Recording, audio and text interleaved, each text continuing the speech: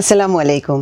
সবাইকে স্বাগত জানাচ্ছি আমার দেশ মিড ডে নিউজে। সঙ্গে আছি তামান্না মিনহাজ। শুরুতেই জানিয়ে দিচ্ছি শিরোনাম। জাকসু নির্বাচনের ফল ঘোষণা হতে পারে সন্ধ্যা ৭টায়। লন্ডনে তথ্য উপদেষ্টা মাহফুজ আলমের উপর হামলা চেষ্টা। ৪ দাবিতে যুগপৎ কর্মসূচিতে যাচ্ছে জামাত, এনসিপি সহ ৮ দল।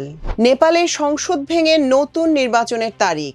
এশিয়া কাপে রাতে মুখোমুখি হচ্ছে বাংলাদেশ, শ্রীলঙ্কা। দর্শক শুনছিলেন শিরোনাম, এবার জানিয়ে দিচ্ছি বিস্তারিত।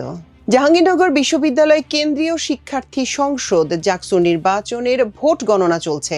শনিবার সন্ধ্যা ৭টায় ফলাফল ঘোষণা করা হবে। প্রধান নির্বাচন কমিশনার অধ্যাপক মনিরুজ্জামান এ তথ্য নিশ্চিত করেছেন। এছাড়া জাকসু নির্বাচনে ভোট কারচুপি কিংবা জাল ভোটের মতো ঘটনার প্রমাণ করতে পারলে চাকরি ছেড়ে দেয়া এবং পেনশনের টাকাও গ্রহণ করবেন না বলে মন্তব্য করেন তিনি। এর আগে বিশ্ববিদ্যালয়ের প্রক্টর ও নির্বাচন কমিশনের সদস্য সচিব অধ্যাপক এ.কে.এম. রাশিদুল আলম বলেছেন, আশা করছি আজ দুপুর ২টার মধ্যে ফল ঘোষণা সম্ভব হবে। ইতোমধ্যেই ১৮ হলের ফল গণনা শেষ হয়েছে, বাকি আছে আরও ৩টি হল। জানা গেছে ভিপি পদে শিবির সমর্থিত প্যানেলের প্রার্থী আরিফুল্লাহর চেয়ে এগিয়ে রয়েছেন স্বতন্ত্র প্রার্থী আব্দুর রশিদ জিতু। গত ১১ই সেপ্টেম্বর সকাল ৯টা থেকে বিকেল ৫টা পর্যন্ত ভোট গ্রহণের সময় ছিল। কয়েকটি কেন্দ্রে ভোট স্থগিত করায় ভোট গ্রহণ কিছুটা পিছিয়ে যায়। এরপর শুরু হয় ভোট গণনা। তবে ৩ দিনেও ভোট গণনা শেষ করতে পারেনি বিশ্ববিদ্যালয় প্রশাসন। এ নিয়ে ব্যাপক সমালোচনার মুখে পড়তে হয়েছে তাদের। লন্ডনের সোয়াস বিশ্ববিদ্যালয়ে এক সেমিনার শেষে বের হওয়ার সময় তথ্য ও সম্প্রচার উপদেষ্টা মাহফুজ আলমকে ঘিরে বিক্ষোভ করেন আওয়ামী লীগের নেতাকর্মী। এ সময় মাহফুজ আলমের গাড়ি লক্ষ্য করে ডিম নিক্ষেপ করেন বিক্ষোভকারীরা, যদিও তিনি তখন গাড়িতে ছিলেন না। শুক্রবার স্থানীয় সময় বিকেলে এ ঘটনা ঘটে। লন্ডনে বাংলাদেশ হাই কমিশনার আবেদা ইসলাম সংবাদ মাধ্যমকে এ তথ্য নিশ্চিত করেছেন। লন্ডনস্থ বাংলাদেশ হাই কমিশনের বিবৃতিতে বলা হয়, শুক্রবার বিকেল ৪টায় Mahfuz Alam University of London School of Oriental and African স্টাডিজে আয়োজিত এক সেমিনারে যোগ দেন। বাংলাদেশে জুলাই গণ অভ্যুত্থানের ১ বছর পূর্তিতে অনুষ্ঠানটি আয়োজন করে সোয়াস কর্তৃপক্ষ ও বাংলাদেশ হাই কমিশন। এ সময় আওয়ামী লীগের ১৮ জন কর্মী সড়কে অবস্থান নিয়ে স্লোগান দিতে থাকেন। তবে আগে থেকেই পুলিশি নিরাপত্তা থাকায় উপদেষ্টার গাড়িতে কোনো সমস্যা হয়নি। বিবৃতিতে আরও বলা হয়, অনুষ্ঠানের শেষে উপদেষ্টা মাহফুজ আলম একাধিক গাড়ি নিয়ে সোয়াস ত্যাগ করেন। পরে হাইকমিশনের দুটি খালি গাড়ি বের হওয়ার সময় রাস্তায় শুয়ে প্রতিবন্ধকতা তৈরির চেষ্টা করেন আওয়ামী লীগের কর্মীরা, কিন্তু পুলিশের হস্তক্ষেপে সেই চেষ্টা ব্যর্থ হলেও হাইকমিশনের গাড়িতে ডিম নিক্ষেপ করেন তারা। বিবৃতিতে আরও বলা হয়, মাহফুজ আলম সন্ধ্যা ৭:৩০টায় বাংলাদেশ হাইকমিশনে আয়োজিত আরেকটি মত বিনিময় সভায় যোগ দেন, যেখানে বিভিন্ন রাজনৈতিক দলের প্রতিনিধি, শিক্ষার্থী ও সাংবাদিকরা অংশ নেন।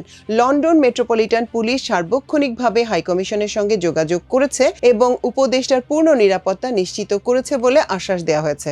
লন্ডনে বাংলাদেশ হাইকমিশনে জুলাই গণ অভ্যুত্থানের ১ বছর শীর্ষক এক আলোচনা অনুষ্ঠানে তথ্য উপদেষ্টা মাহফুজ আলম বলেছেন, আজ আমি আওয়ামী লীগের আক্রমণের কাছাকাছি পর্যায়ে ছিলাম। জামায়াত, এনসিপি সহ ৮টি রাজনৈতিক দল অবিলম্বে জুলাই সনদের বাস্তবায়ন সহ ৪ দফা দাবিতে যুগপৎ কর্মসূচিতে যাওয়ার ঘোষণা দিয়েছে। শিগগিরই পৃথক সংবাদ সম্মেলন করে দলগুলি কর্মসূচি ঘোষণা করবে।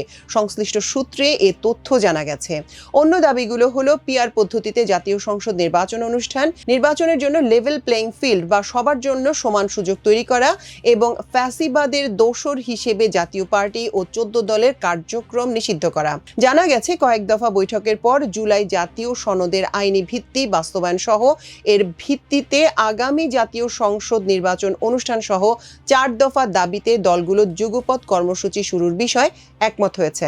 সংশ্লিষ্ট সূত্রগুলো জানায়, এই যুগপৎ কর্মসূচিতে যুক্ত হচ্ছে জামায়াত, এনসিপি, ইসলামী আন্দোলন বাংলাদেশ, মাওলানা মামুনুল হকের নেতৃত্বাধীন বাংলাদেশ খেলাফত মজলিস, মাওলানা আব্দুল বাসিদ আজাদ ও আহমেদ আব্দুল কাদেরের নেতৃত্বাধীন খেলাফত মজলিস, নুরুল হকের নেতৃত্বাধীন গণ অধিকার পরিষদ, মুজিবুর রহমান মঞ্জুর নেতৃত্বাধীন এবি পার্টি ও সরওয়ার কামাল আজিজির নেতৃত্বাধীন বাংলাদেশ নেজামে ইসলামী পার্টি। এর মধ্যে বাংলাদেশ খেলাফত মজলিস আগামীকাল রোববার সংবাদ সম্মেলন করে যুগপৎ আন্দোলনের কর্মসূচি ঘোষণা করবে বলে দলীয় সূত্রে জানা গেছে। অন্য দলগুলোরও শিগগিরই কর্মসূচি ঘোষণা করার কথা রয়েছে। আগামী সপ্তাহ থেকে যুগপৎ কর্মসূচি শুরু হতে পারে। ইসলামী আন্দোলনের জ্যেষ্ঠ যুগ্ম মহাসচিব গাজী আতাউর রহমান বলেন, আগামী সোমবার পুরানা পল্টনে দলের কেন্দ্রীয় কার্যালয়ে সংবাদ সম্মেলন করে কর্মসূচির ঘোষণা করা হবে। জুলাই সনদের আইনি ভিত্তি সহ কিছু বিষয়ে এনসিপির সঙ্গে জামায়াত ইসলামী সহ কয়েকটি দলের এক ধরনের বোঝাপড়া রয়েছে। জামায়াতের উচ্চ পর্যায়ের একজন নেতা কয়েকটি দলের সঙ্গে যুগপৎ কর্মসূচির সিদ্ধান্তের কথা স্বীকার করেছেন। দলগুলোর নেতারা বলছেন, তারা প্রধান উপদেষ্টার ঘোষিত সময় আগামী ফেব্রুয়ারি মাসের প্রথমার্ধে নির্বাচন চান। জুলাই সনদের ভিত্তিতেই সেই নির্বাচন চান। তবে পিআর পদ্ধতির যে দাবি তা নিয়ে এই ৮ দলের মধ্যে মতভিন্নতা আছে। কোনো কোনো দল সংসদের নিম্নকক্ষ ও উচ্চকক্ষ দুই কক্ষে পিআর চায়, আর কোনো কোনো দল শুধু উচ্চকক্ষে পিআর চায়। এ কারণে দলগুলোর পিআরের দাবি যার যার মতো করে উপস্থাপন করবে। এছাড়া জাতীয় পার্টির কার্যক্রম নিষিদ্ধের দাবির বিষয়ে ৮টি দলের নেতারা একমত হয়েছেন।